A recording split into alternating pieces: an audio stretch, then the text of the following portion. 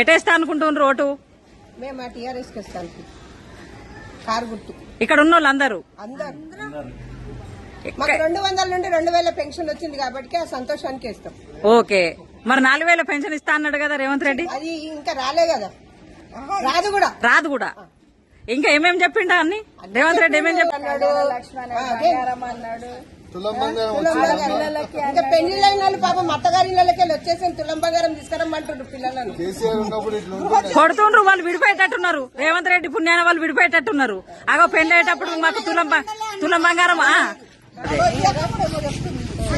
Cylinder 500 అని అవి లేదు, ఇండ్లు ఇస్తామని అది లేదు. 2 సార్లు నిలబడారు, ఫోటోలు తీస్తాం అని తీసుకున్నారు. పోయింది. సిలిండర్ 500కి వస్తలేదు. 940 రూపాయలు, 940 రూపాయలు సిలిండర్. ఇప్పుడు సబ్సిడీ లేదు, ఏమీ లేదు.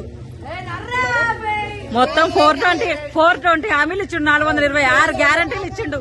ఇచ్చింది ఏది లేదు, మళ్ళా గదే అవుతుంది. వేసిండు కదా, ఆ ఉచిత బస్సుకు కొట్టుకొని కావడానికి వేసిండు. నేను చెప్పుడు కంటే మీరే చెప్తుండ్రు.